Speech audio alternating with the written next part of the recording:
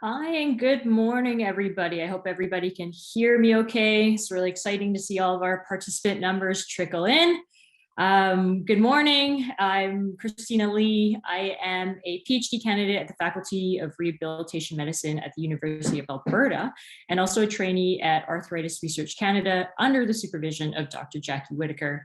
And before we begin today's webinar, I would like to respectfully acknowledge that Arthritis Research Canada's headquarters are located on the unceded traditional territories of the Coast Salish peoples, including the Musqueam, Squamish, and Tsleil-Waututh nations. And I'm currently based on Treaty 6 territory, which is the traditional gathering place for diverse Indigenous peoples, including the Naheawa, Anishinaabe, Niitsitapi, Tsuut'ina, Dene, Nakota Sioux, Haudenosaunee, Métis, and Inuit peoples. We express our gratitude to the keepers of the land. I'm thrilled to be your moderator for today's webinar, and I'm excited to learn even more from our guest research scientist, Dr. Jackie Whittaker. This webinar is part of episode 8 of the Arthritis Research Education series, which features research on how to improve your knee health to lower the risk of developing osteoarthritis after a sports injury. If you're joining us for the first time, the Arthritis Research Education series was created by Arthritis Research Canada's Arthritis Patient Advisory Board. The purpose of this series is to show how research directly affects people living with arthritis. Many of you may have already viewed the video for today's episode on our website, but if you haven't, we will be playing it at the end of the webinar. After the presentation, there will be a Q&A session with Dr. Whittaker, so please click the Q&A icon on the lower right side of your screen to type your questions. There is no chat function for today's webinar, so please put your questions in the Q&A. And if you see a question in the Q&A that resonates with you, you can upvote this question by clicking the thumbs up icon. This will ensure we answer the questions that most people are interested in, and we'll do our best to answer as many questions as possible. Now, understandably, we will not be able to give answers to questions that could be viewed as giving individual medical advice during this webinar. So if you have any questions about your own health, it is important to make an appointment with a healthcare professional. Now on to our guest of honor, Dr. Jackie Whittaker. Dr. Whittaker is an associate professor in the Department of Physical Therapy at the University of British Columbia. She is also a research scientist at Arthritis Research Canada in Vancouver. She holds a Michael Smith Foundation for Health Research Scholar Award and Arthritis Society's STARS Career Development Award. As a recognized clinical specialist in musculoskeletal rehabilitation, her research takes a lifespan approach to preventing osteoarthritis and is done in conjunction with patients, healthcare professionals, and other stakeholders to make it more relevant to real-world settings. Jackie, off to you. Perfect. Thank you, Christina, for that introduction. And thank you to Arthritis Research Canada for this wonderful opportunity to talk about stopping osteoarthritis after a sports injury. This is a topic that is near and dear to my heart. Well, maybe more my knees than my heart. And I suspect that that may also be the case for many of you as well. So just to make sure that we're all on the same page, osteoarthritis is a degenerative joint disease. It is characterized by breaking down or deterioration of the cartilage, which is that hard white tissue that covers the ends of our bones where they come together in our joints. The most common symptoms of osteoarthritis are joint pain and joint swelling, as well as weakness of the muscles around the joint. And all of that makes it difficult for people that live with osteoarthritis to do the things that matter to them the most. Osteoarthritis can affect many joints, but the joints that we see osteoarthritis in most commonly is the knee. Now, it's really important to stress that osteoarthritis is a disease. It is not a normal consequence of aging. It is not normal wear and tear of the joint. And the reason that it's important to understand that osteoarthritis is a disease is because just like diabetes or cardiovascular disease, once you know you're at increased risk of getting it, you can take steps to manage and reduce that risk. If you think osteoarthritis is inevitable, it's really likely that you're not going to do very much about it. So you might be thinking, okay, so if osteoarthritis is a disease, what causes it? Well, despite an incredible amount of research, we don't totally know why some people develop osteoarthritis and others don't. But what we do know is that one of the most important risk factors for knee osteoarthritis in particular is a joint injury. And this is concerning because knee injuries are actually really very common. You may not know this, but knee injuries typically happen when we're adolescents or young adults, and they commonly occur when we're participating in recreational activities or playing sports. In fact, it's been estimated that 500,000 Canadian youth hurt their knee every year, and that 50% of them are going to go on to develop osteoarthritis within 10 years. So that means that if you were 18 when you hurt your knee, you could be diagnosed with osteoarthritis when you're as young as 28. So although we typically think of osteoarthritis as a disease of the elderly, it is actually a disease that also impacts an increasingly larger number of young and middle-aged adults due to a rise in sport and recreational related knee injuries. So you're in your late teens, your 20s, your 30s, you hurt your knee, and in that moment, your risk for osteoarthritis increases. And unfortunately, this increase for osteoarthritis is something you're going to have to live with for the rest of your life. It's not going to resolve. It's not going to go away. Now, that's not necessarily bad news. It is just your new reality. The good news is that the sooner you know you're at increased risk for osteoarthritis, the earlier you can do something about it. The sooner you can act to reduce your risk. And figuring out what you can do to reduce your risk after a knee injury is exactly what my team and myself have been working on for the last several years. And it's led to the development of a program that we call SOAR, which is an acronym for Stop OsteoARthritis. SOAR is a simple physiotherapist-guided digital knee health program for people at risk of knee osteoarthritis. And it involves 3 activities that help participants improve their own knee health. On day 1, participants attend a virtual knee count. They learn about their increased risk for osteoarthritis and what they can do about it. They complete a functional knee assessment, and then they work one-on-one with a physiotherapist to set personalized exercise and physical activity goals. After the knee count, participants embark on an 8-week home-based exercise and physical activity program where they take charge and they set out to meet the goals that they've set for themselves. They use an activity tracker and an online exercise form to track their progress, and they can supplement their home-based program with optional group classes if that's something that resonates with them, that they think would be helpful for them. The home-based program is complemented with weekly virtual meetings with their physiotherapist, where they're coached to set and modify their exercise and physical activity goals to optimize their knee health based on their own individual needs and goals and the barriers that they're encountering. So that once the program is over, after that 8 weeks is done, they feel confident to set and modify these goals independently. To date, we've trained approximately 20 physiotherapists to deliver the SOAR program, and we've offered it to about 50 people in our various research studies. We've seen some very positive results, and we've gotten great feedback from the participants themselves, as well as the physiotherapists. And we're in the process of starting to scale things up.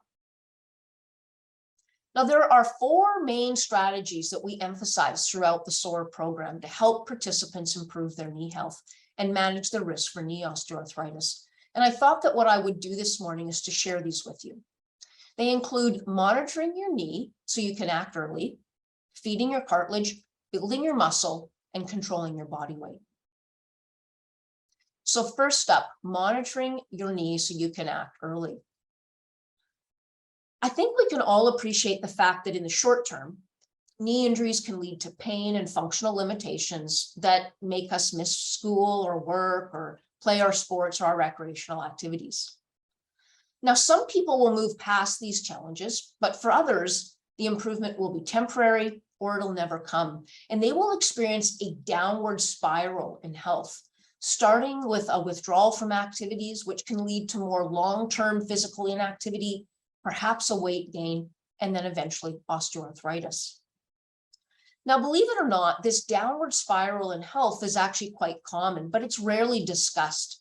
And it's unfortunate because if you wait until you gain weight or you develop osteoarthritis, it's really difficult to reverse things.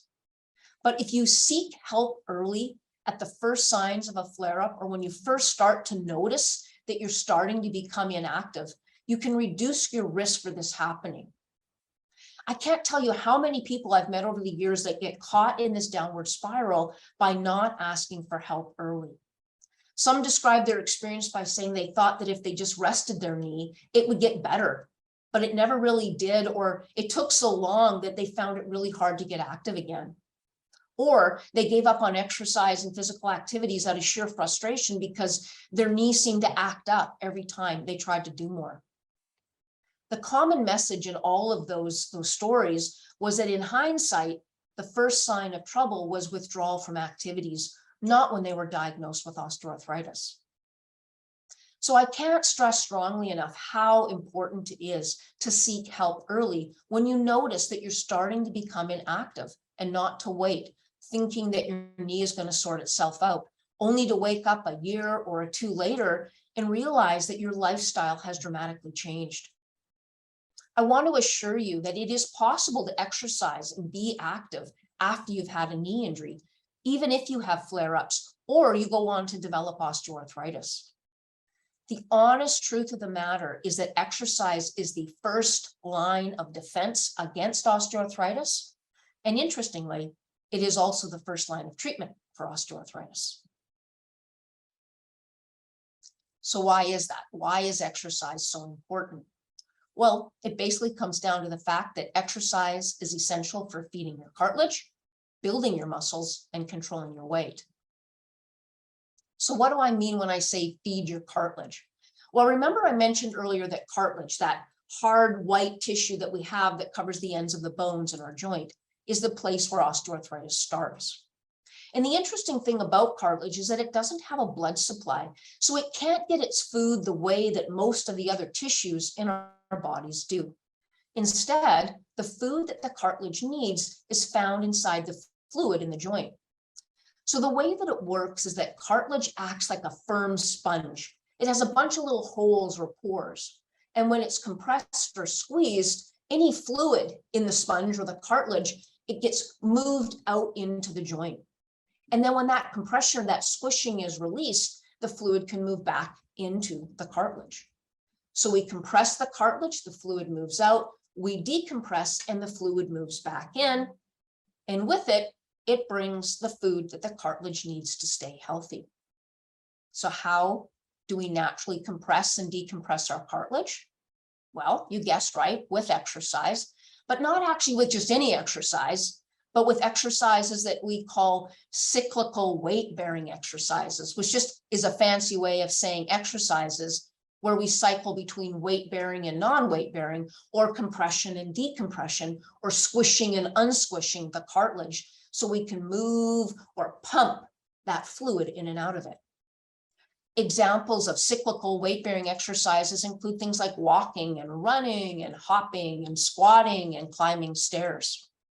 If we don't do these things on a regular daily basis, we starve our cartilage and it becomes unhealthy. But if we do activities that load and unload our cartilage, we can give it a fighting chance. Now, I just want to make sure that we're all on the same page. Prolonged standing, or just say standing in one spot, is a great example of weight-bearing, a weight-bearing exercise, but it's not cyclical. There's no compression and decompression. There's just compression. In contrast, stationary cycling, or say pool activities like water running, sort of those low impact activities, are cyclical, but they don't offer enough compression to really pump the joint fluid in and out of the cartilage. Now, that's not to mean that standing or cycling or pool activities are bad and you should avoid them. It just means that they're not very good at feeding your cartilage. And if they're the only things that you do, your cartilage is going to get a little bit hungry. The key is that you need to be doing cyclical weight-bearing activities on a regular basis to feed your cartilage and give it a fighting chance. Now, I know that that message may seem contrary to what you've heard in the past. Many people, dare I say, including health professionals, falsely believe that weight-bearing and impact activities are bad for the cartilage and bad for the joints. But what you have to understand is that the main job of your cartilage is to absorb load. And if you take that job away, it starts to break down and it starts to get weak. Now, this doesn't mean that you should start walking or running daily if you haven't been doing that. You're going to need to build your capacity for these activities up slowly and steadily over a period of time. And you're going to have to find the activity that works best for you. If you run into problems, don't give up. Get help from a healthcare provider, one that specializes in exercise like a physiotherapist. Okay, so we need to monitor our knee and act early when we start to notice that we're becoming inactive so we can keep our cartilage fed and keep it as healthy as possible. Great. But what about our muscles? So in addition to feeding the cartilage on a regular basis, one of the best things you can do to prevent osteoarthritis is to commit to the lifelong health of the muscles around your knee. The most important muscles for preventing knee osteoarthritis are the quadriceps, or the muscles in the front of your thigh that you use to straighten your knee. The hamstrings, or the muscles on the back of your thigh that you use to bend your knee. Your calf muscles, or the muscles that are in the back of your shin that you use to push off onto your toes. And then your gluteal, or your butt muscles that you use to straighten your hip. How do you build these muscles? Well, again, I'm sure you've guessed correctly. You do that with exercise.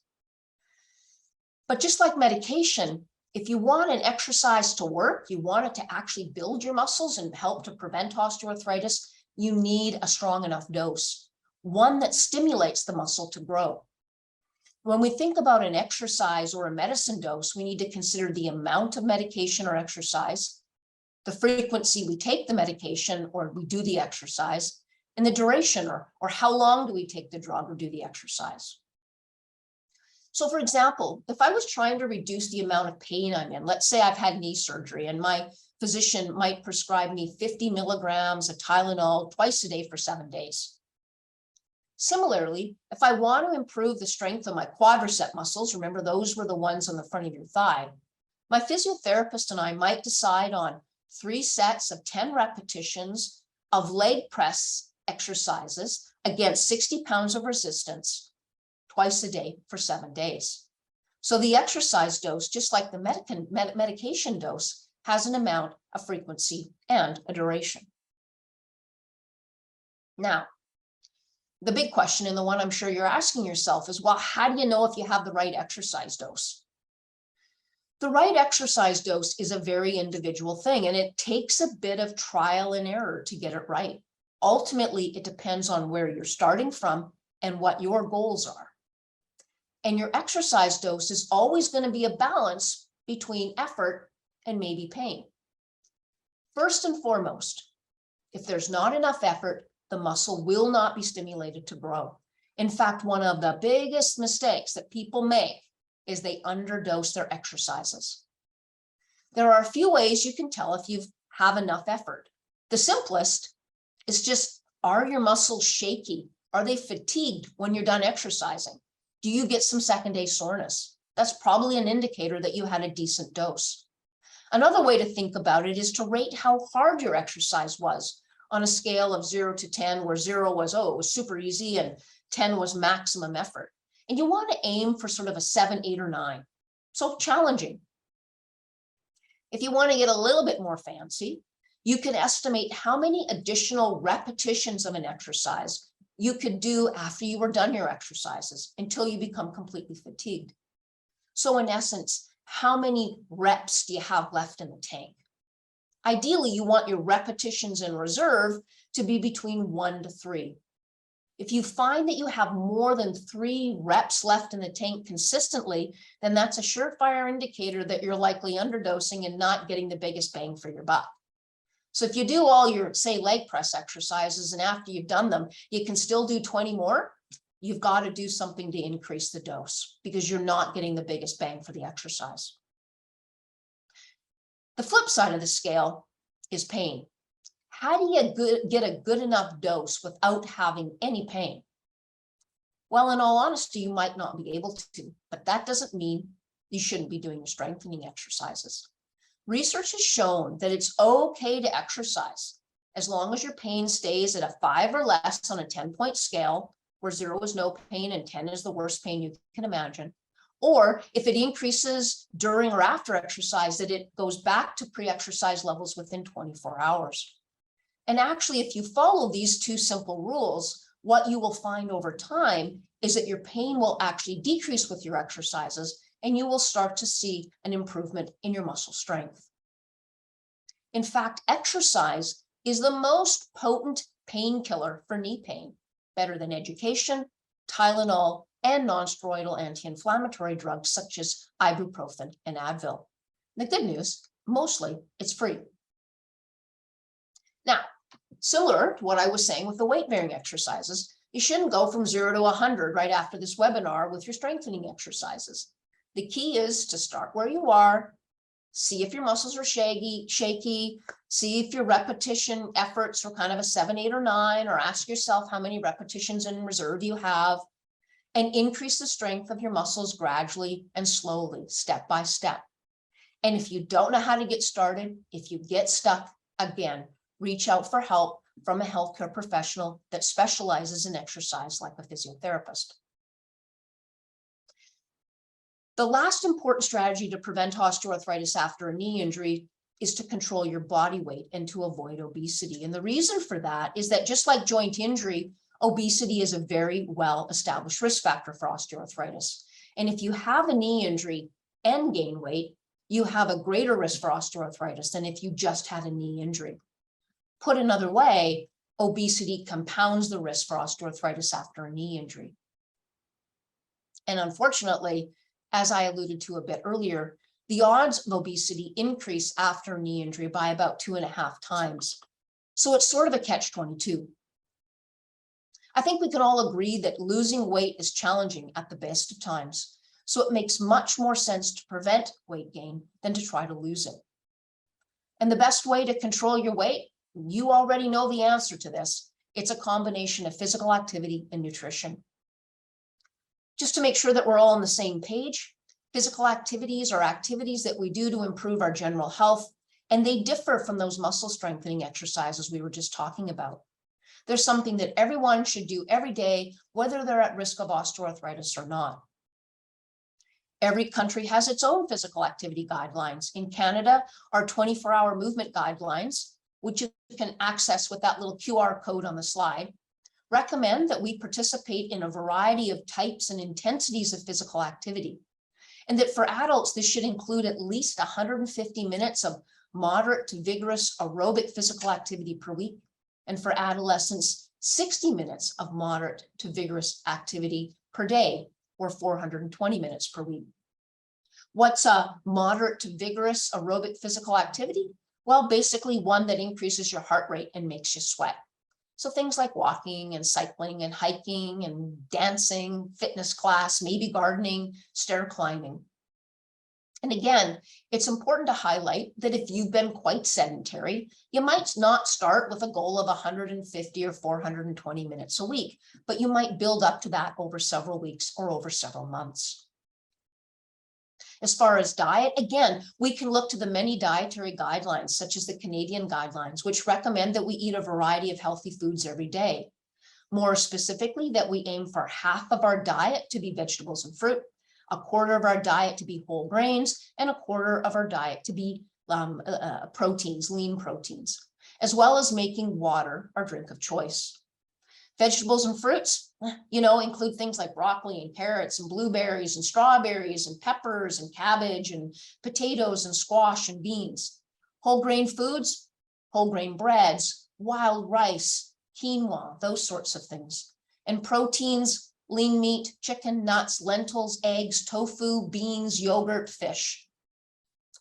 These guidelines also encourage us to be mindful of our eating habits. So why, what, when, where, how we eat, thinking about that, cooking at home more often, trying new healthy foods that we haven't tried before, Using the food labels that we see on the foods we buy and try to limit foods that are high in sodium, sugar, and saturated fat, as well as trying to limit that intake of those highly processed foods like baked goods and pizza and soft drinks and chips and hot dogs and things like that.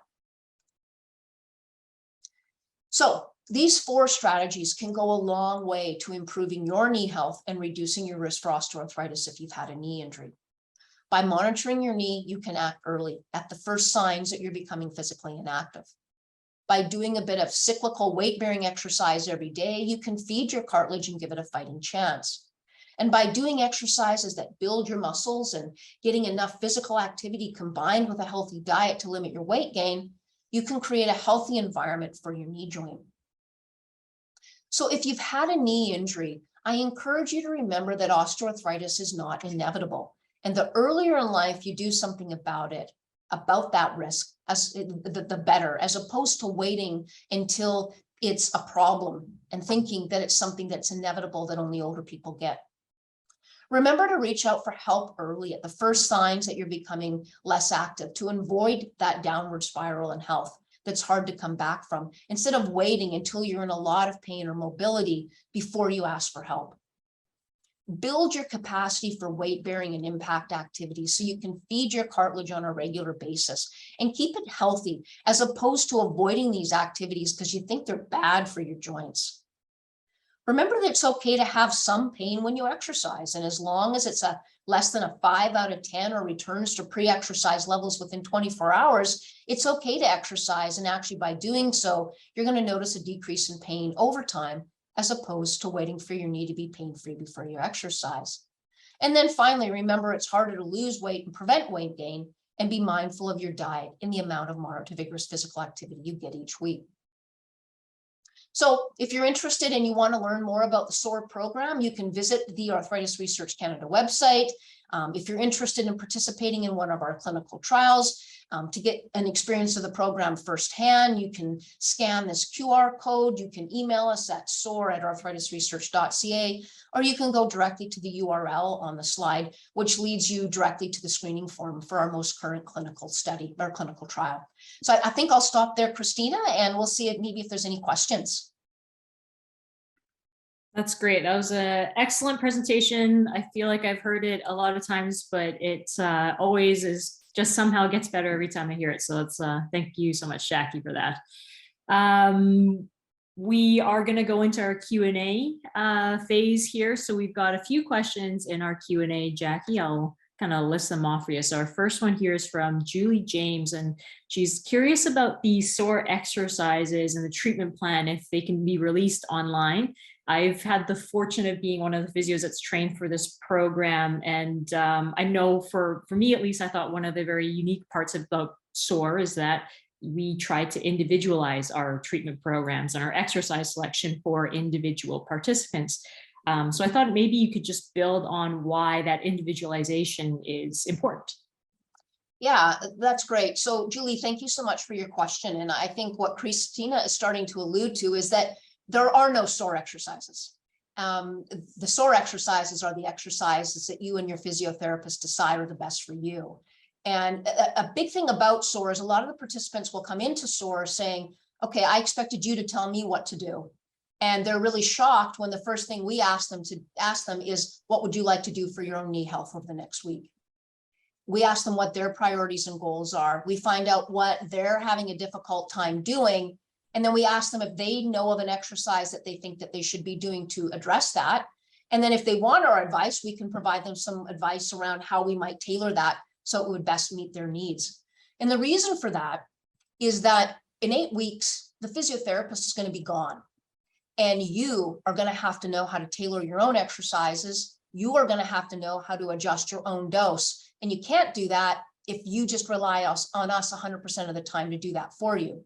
With that being said, we did go to school for 4 years. We have a university degree. We do have a lot of experience and knowledge. And so the good news is you get us on your shoulder for 8 weeks and you can ask us all the questions you want as you're trying to problem solve and figure things out. And part of that is also figuring out, when do I actually need to seek help? Like, in the future down the road, when I can't seem to solve what's going on with my knee, when would it be appropriate for me to reach out to a healthcare provider and get more specific guidance? So the SOAR program is an online program. You don't actually ever meet your physiotherapist or myself in person. It's all done virtually through Zoom. There is nothing released online yet because we haven't reached the point in the program where we've shown that it's reached effectiveness. We haven't completed a full-scale randomized control trial that would make us feel confident to do that. We do have a lot of feedback from participants and a lot of positive results in our early research findings, but until we are more comfortable that the program is beneficial, we won't do that widespread release. I appreciate that, Julie, you're struggling and you've got some challenges. And probably what I would say to you is, number one, you could see if you were eligible potentially for one of the studies, which would allow you to potentially enroll and be involved. But you could also just reach out to a physiotherapist who sort of sounds like they approach treatment similar to what you've just heard. If you go and see a physiotherapist or you go to see a healthcare practitioner and they tell you just to rest, you probably are going to say, thanks so much, I really appreciated the consult. But you might want to go find a physiotherapist who actually doesn't say that and is really willing to work with you as you try to get back to playing tennis and doing the things that you love. Yeah, that's great, Jackie. And I think I might ask you at the very, very end of this Q&A for a little bit more resources. We're getting a few questions about, and we really thank everybody for being very open and sharing their stories and their knee injuries. And unfortunately, it's unfortunate to join the club, but I'm part of the club as well. It's not a bad club to be part of, but we might circle back into how to find those physiotherapists and a few more of those resources at the end of this Q&A. We also have another question from Jennifer Wang. If patients already have a painful knee and they feel it hurts to do impact exercises, are we still recommending these kinds of exercises for them? I think you alluded to a little bit of pain guidance in your presentation, but maybe you can just touch base on that again. Yeah, so I guess what I would say, you said it was Jennifer. So I guess, Jennifer, what I would say is this, is don't dismiss impact activities because you have knee pain. So don't just go, oh, I have knee pain when I run, so I'm never going to run again. You're probably not going to run right now. I'm not going to say necessarily go out and run through the pain.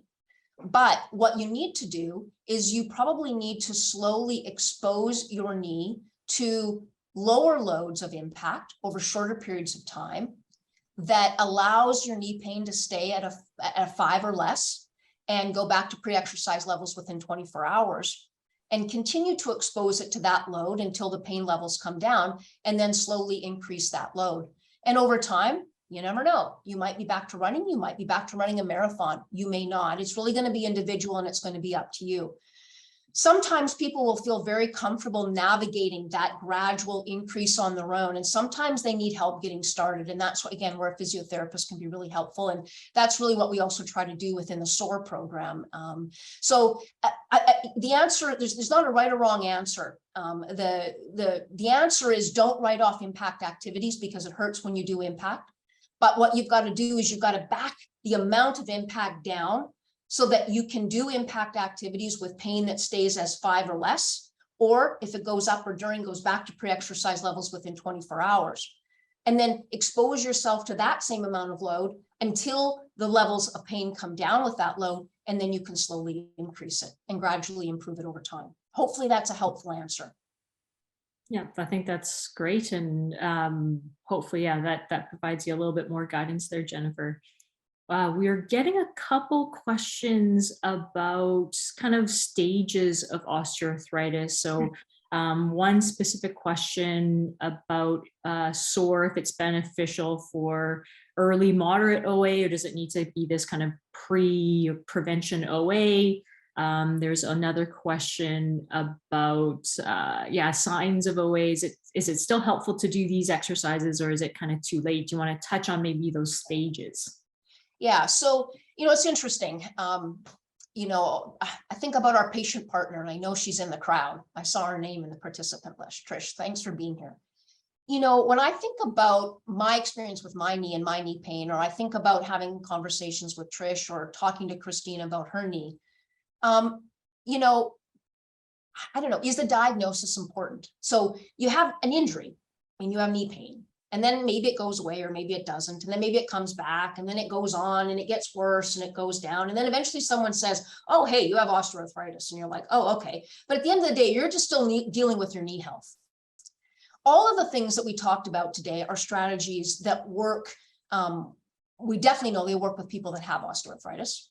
There's definitely evidence to show that. I think there's more and more evidence to show they work with people that have what you might call early osteoarthritis. And there's less evidence to show that they work with people that are at risk of osteoarthritis. And the reason for that, and the reason that I'm hesitant to release SOAR to the wild world, is that it takes quite a while to follow people from when they've had an injury, give them SOAR, to knowing whether or not they're less likely to develop osteoarthritis. That can take years to happen. So I'm cautious to say that I can prevent you from getting osteoarthritis by doing the SOAR program. But all of the messages that we talked about today are applicable across that entire spectrum. And the other thing to realize is, and I don't want to get too into this, is it depends on how you how do you define osteoarthritis? A lot of people define osteoarthritis by an X-ray. Oh, they saw degenerative changes on my X-ray. I have osteoarthritis. But a lot of people have degenerative changes on their X-ray and never get an X-ray because they don't have knee pain. And so you could argue they don't actually have knee osteoarthritis. It isn't the degenerative changes themselves that are osteoarthritis. It's the fact that you also have pain with those degenerative changes, and that pain is related to those degenerative changes. So, you know, again, and that's just more to like, well, what are the stops along that continuum? And when you're defined as having osteoarthritis can be a little bit arbitrary, in all honesty. It really depends on the healthcare provider you see and how they go about that diagnosis. More and more healthcare providers are being encouraged to make the diagnosis based on a presence of symptoms, i.e. pain and functional restrictions, and changes on X-ray. But you don't actually need an X-ray to be diagnosed with osteoarthritis either. There's international guidelines that allow us to do that without an X-ray. So the long and short is everything that we talked about today actually applies from the moment you're born to the moment you die if you want to improve your knee health, regardless of whether you've had a knee injury, you're at early stages of osteoarthritis, or you're at more advanced stages.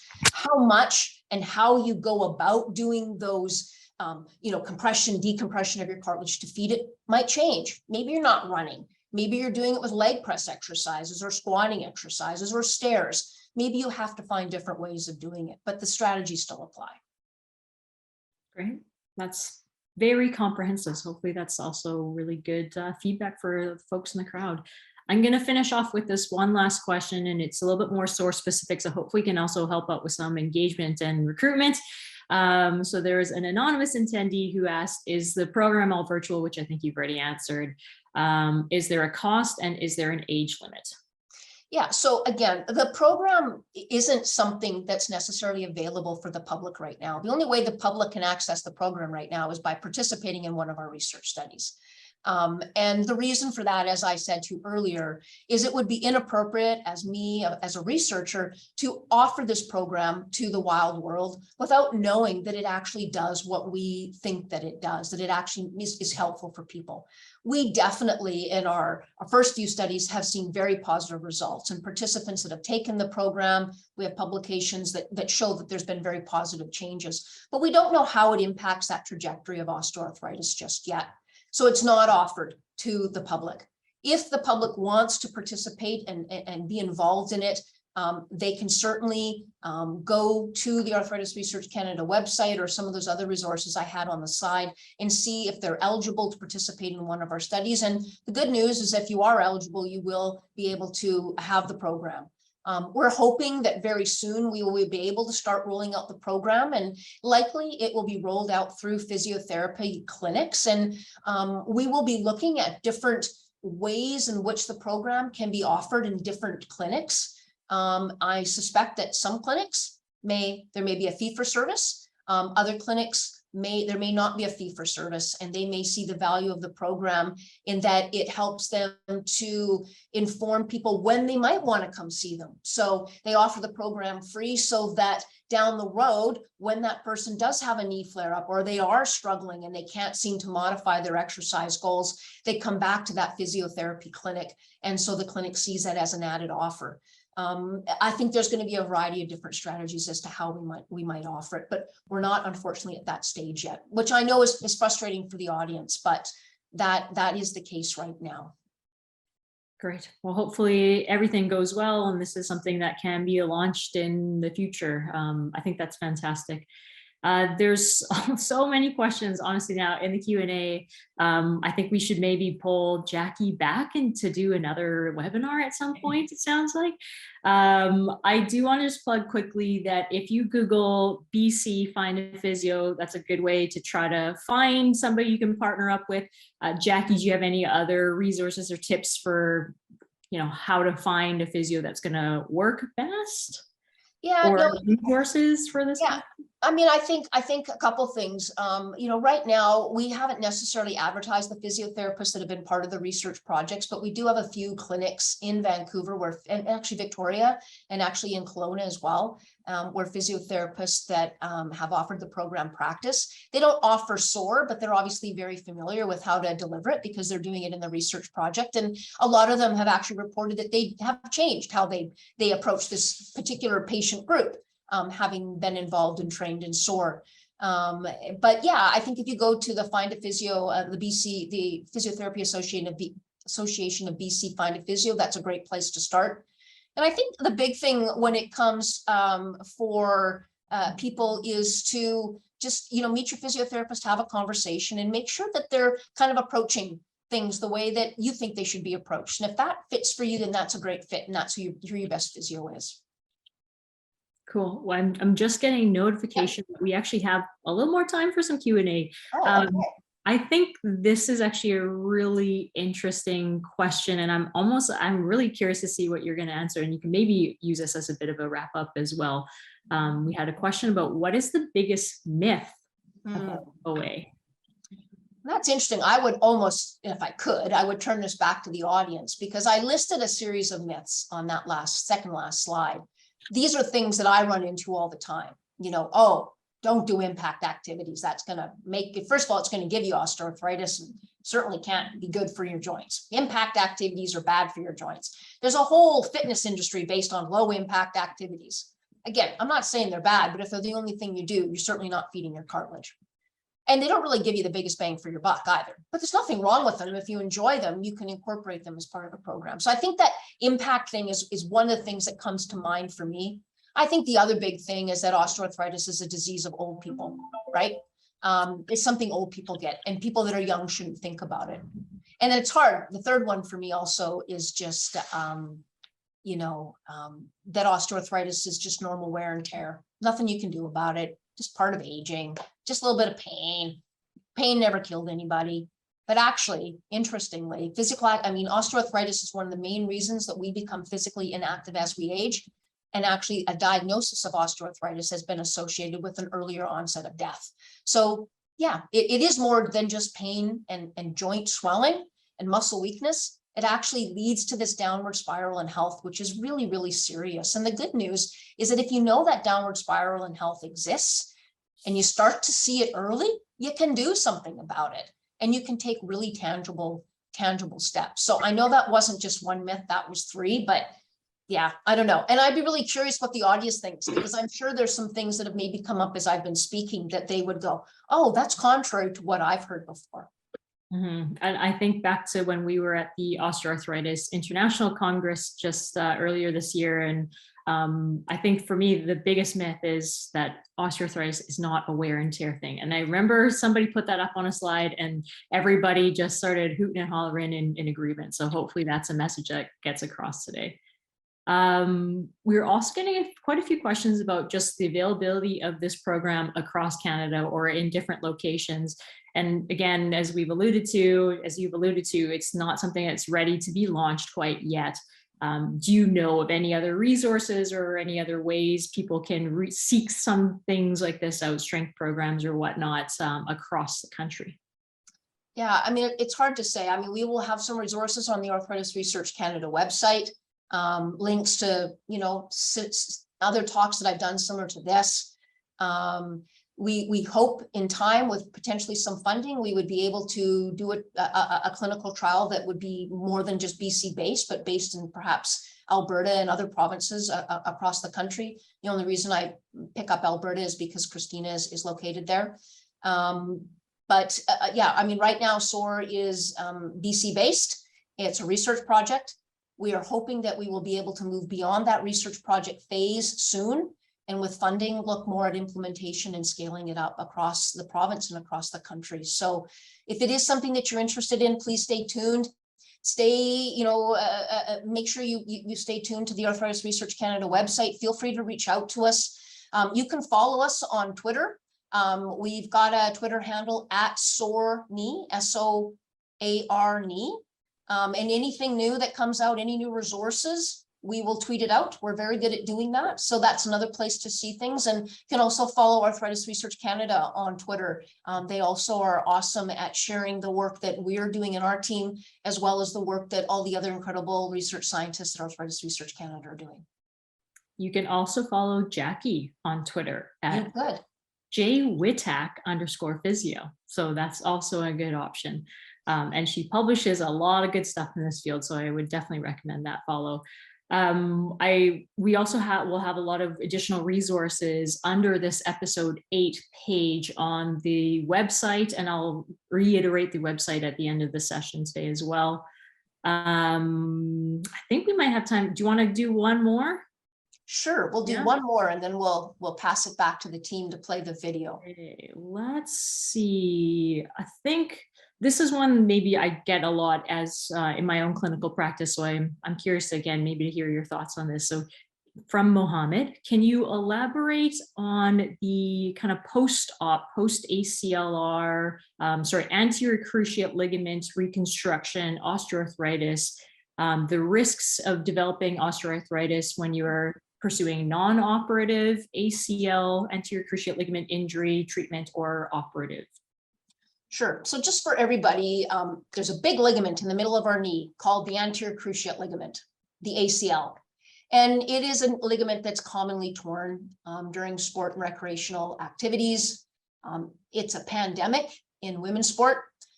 It's something that if you pay attention to women's sport, you will undoubtedly have a favorite athlete, I'm sure, that has torn their ACL. And there's always been this controversy around, do we reconstruct the ACL or not? And there's a large conversation. We're not going to get into it here. We know that the ACL regrows. It actually regenerates. You leave it long enough, 2-3 years, the ACL, in a third of people will actually grow back. So you don't need to do anything. But a lot of people will have it reconstructed. And a lot of times the argument that's made for the reconstruction is that the reconstruction will reduce your risk for osteoarthritis. And right now, the most recent synthesis of all the research that's been done, the randomized controlled trials that have compared non-operative to operative treatments, there's evidence to suggest that that is not the case, that an ACL reconstruction does not reduce your risk for osteoarthritis, and in fact, may actually increase your risk for osteoarthritis because it's an additional injury to the joint. It prolongs the amount of inflammation in the joint. But I would say until we have a few more high quality clinical trials that we can synthesize with what we currently have, we may not know the answer to that. And I would also suggest that there may be a percentage of people, 30% of people, that probably never need their ACL reconstructed.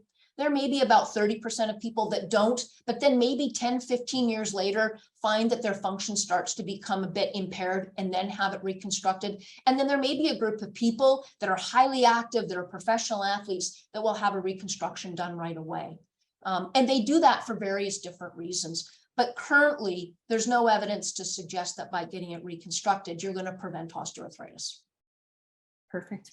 I just want to mention one last thing. We have a colleague from Manitoba, Joanne Parsons, that's joined us, and just pointing out that there's a Find a Physio on all of the provincial physiotherapy association websites. So if you are in Manitoba, you can go to the Manitoba Physiotherapy Association and find a physiotherapist. And I'm sure you can do that in Saskatchewan and Prince Edward Island and in the territories as well. Great. Perfect. Thank you, Jackie, for answering all of those questions. I hope that the audience finds some take-home messages from there, and just remains active and healthy going forward. So we're now going to play the episode 8 video for you. It's only 5 minutes, so please stay tuned and stay with us to learn about taking a survey for a chance to win a Starbucks gift card after this.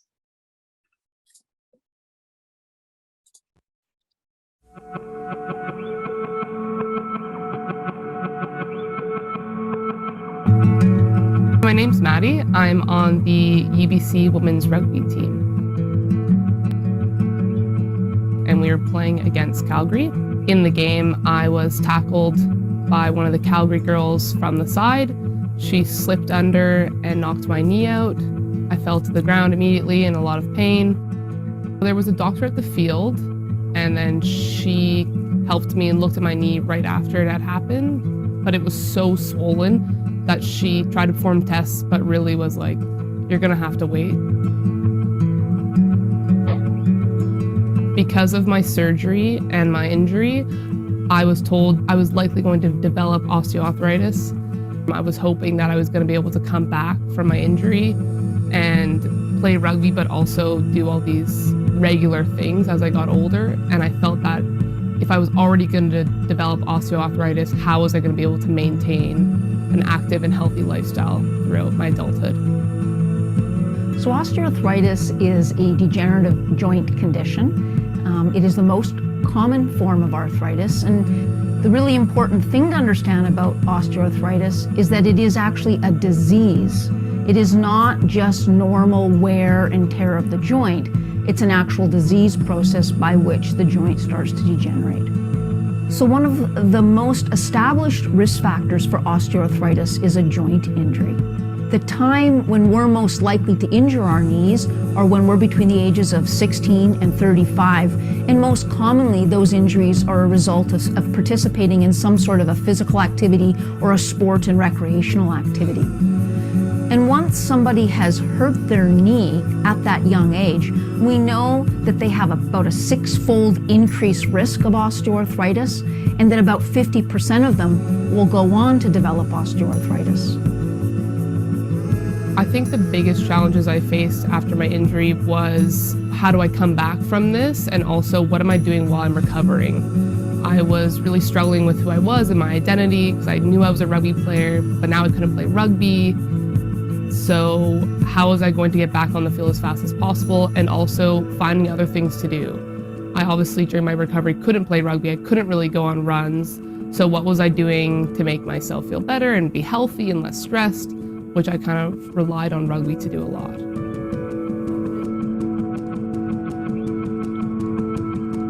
The SOAR program, or Stop OsteoARthritis, is a new knee health program. It's virtually delivered, and basically it is a program that helps people who've had a previous knee joint injury navigate their knee health and reduce their risk for osteoarthritis once they've been discharged from care for that knee injury. As I come somewhat to the end of my rugby career, my goal was always to be an active adult, and I feel that if I continue with the SOAR program and my exercises that I do, that I'll be able to do that in the future. The way that it works is it teaches people how to manage their own knee health so that they can reduce their risk for future osteoarthritis. We know that people that have a knee injury are at increased risk for osteoarthritis, but that increased risk doesn't go away, and it can last for the rest of their life. For me, the SOAR program was really personalized. I worked closely with my physiotherapist to create a plan that worked for me. It was the first time that I ever had a physio ask me when I was training, what I was doing on my off days. I felt that really helped me, because I'm a very goal-oriented person as an athlete. I could be really honest with my physio if I wasn't meeting those goals, and they were very receptive to adjust them to what I could meet. Today, I'm not experiencing pain anymore. I'm able to be active in rugby every single day if I choose, and I'm also able to do normal things like go for hikes and walks and running. It really has opened me up to where I was before I had surgery. I would like to tell young athletes that you have control over your injury. and that it's not inevitable that you'll develop osteoarthritis. However, if you experience a traumatic knee injury, it's going to take a long-term recovery plan to do that.